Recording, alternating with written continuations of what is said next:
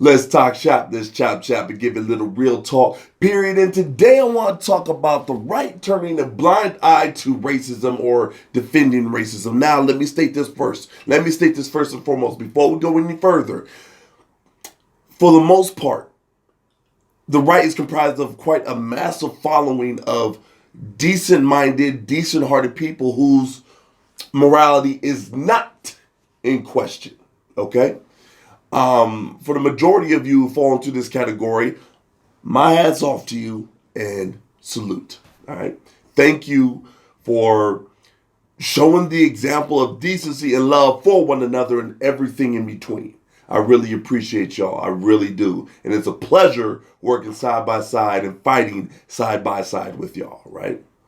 So this rebuke is not for you. I repeat, this rebuke is not for those on the right who are decently minded, morally upright people. It's not for you. I want to repeat that one more time. It's not for you. So this is for specifically those who literally, quite literally, turn a blind eye to racism and or defend racism whenever racism rears its ugly head on the right side of history, right? Now, when it comes to racism, right, and I'm talking about blatant, racism, overt racism, in your face racism, it is rather incumbent that we deal with it swiftly and harshly, right? This is something I love to do. Okay, this is something I absolutely have a blast doing. Right, I absolutely enjoy calling out people for their racism, especially when it comes to the left. I love attacking the left for their racism because the left is pretty much comprised of racism, right?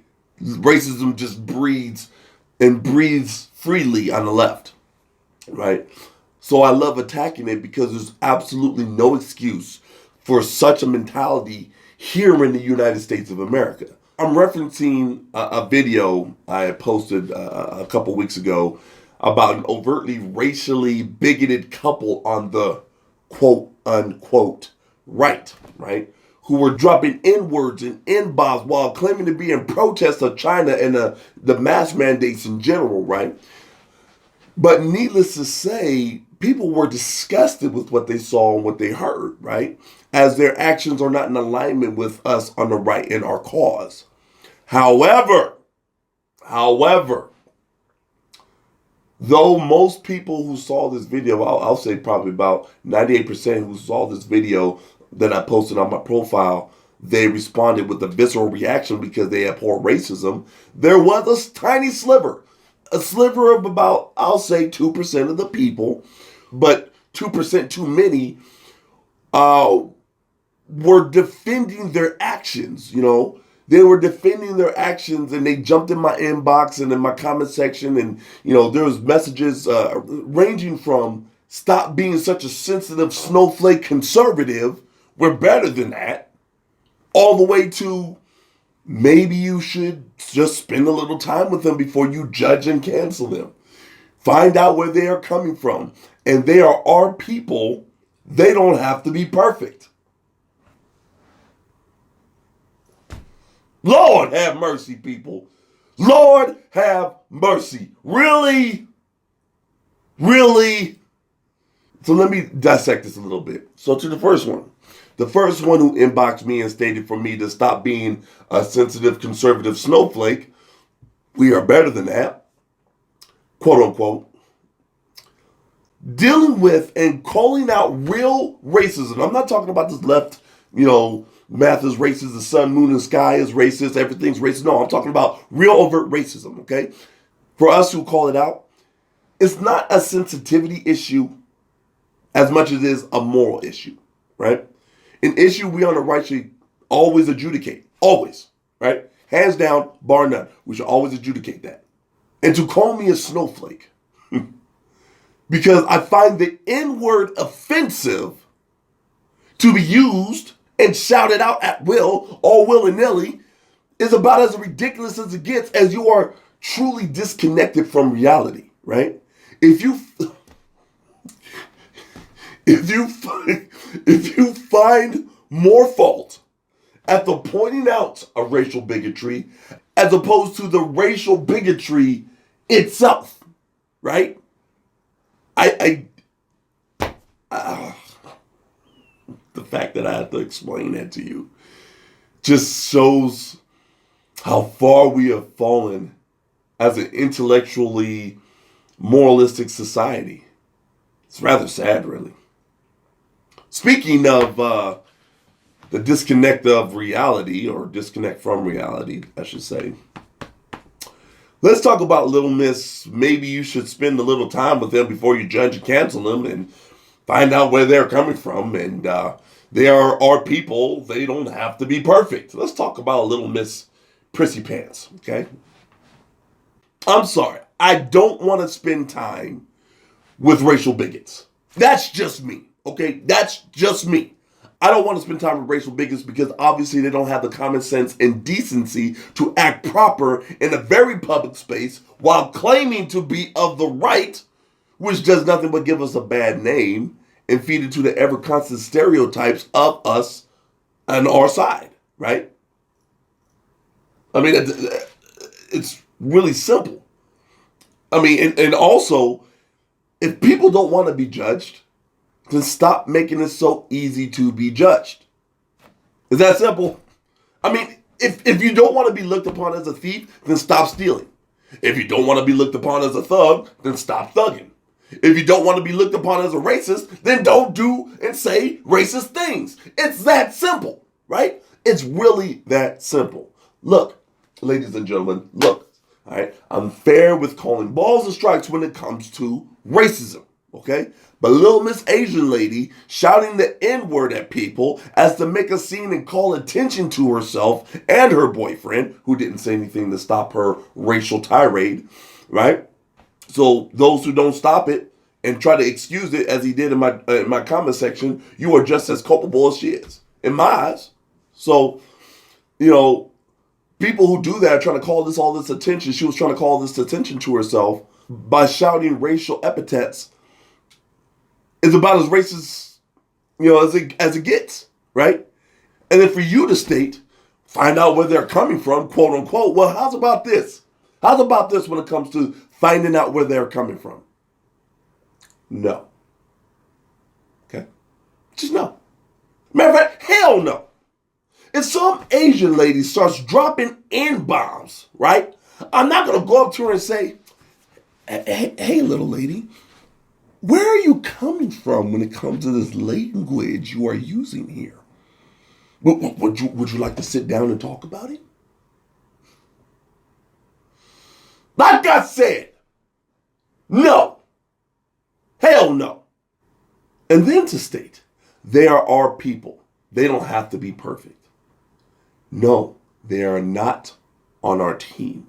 Not at all. They are not our people, not in the least bit. Anyone who espouses racism, stokes the fires of racism, and stirs the pot when it comes to racism is no friend of ours. Not when it comes to us on the right. We denounce racism. That's what we do on our side. We point out racism. That's what we do. We combat racism. That's what we do. So no, not at all. We do not have time for those who missed ethics class or ethics training as they were growing up. And to address the last part, quote unquote, they don't have to be perfect. They don't have to be perfect? You know what? No, not at all. No, you're right. They don't have to be perfect. But there's a pretty big gap between being perfect, right, and dropping N-bombs in a racist tirade. I mean, come on now. Like, for real. Like, for real. Is that how you defend child molesters? Is that how you defend rapists and murderers? You just tell the judge, look, judge, they're human. They don't have to be perfect. I mean, come on, son. Come on, son. Don't be dumb. Don't be daft, man. And so one more, just one bonus one. I remember a guy stating, well, Well, at least they weren't wearing masks. At least they weren't wearing masks. Well, yes. Yes, Mr. Moron. Yes, they were fighting the good fight by not wearing their mask while shouting N-bombs and N-words at people. Because, of course, that's what everyone remembered when it comes to the encounter with these people. They remember them not wearing their masks. No.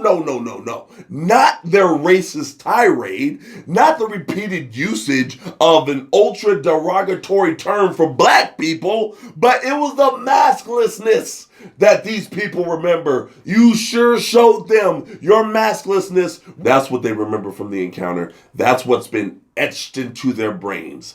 Their masklessness. Yeah, why are people so stupid? Why are people so stupid? Yeah. Okay. Again, people. Again.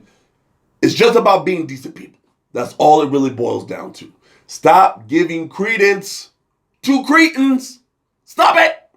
Stop validating the left's points when it comes to us on the right and racism. Stop making excuses for blatant out and out racism. I shouldn't have to espouse these things. I shouldn't have to tell you these things. I shouldn't have to remind you of these things. To the 2%, I'm talking to the 2%, okay? To the 2%. To the rest of the 98%, right? To the rest of the 98%, I appreciate y'all. Thank you for fighting the good fight with me. Thank you for having a moral compass that actually works. Thank you for calling out racism as you see it and when you see it. Thank you for denouncing racism whenever you encounter it. Thank you for being on the front lines with me when it comes to fighting these racial bigots, both on the left and the right. Because we need to call them out. I don't care which side you're on. Racism is not acceptable. It's that simple. Right or left, right? Racism is not okay. So anyways, what do you think? Should I stop speaking out on racism on all sides? Is that what you think? I guess I'm addressing the 2% in that case. Or to the rest of the 98%, should I speak boldly and loudly to the truth and expose the snakes in our wonderful movement on the right, and not care about the fact that they are on the right? Should I just call them out and just expose them because they are terrible human beings? Or should I just turn a blind eye and defend racism simply because they're on our side? Let me know in the comment section. Anyways, that's all I have for now. Stay tuned for more exclusive content because I always have more real talk to give you. Until next time.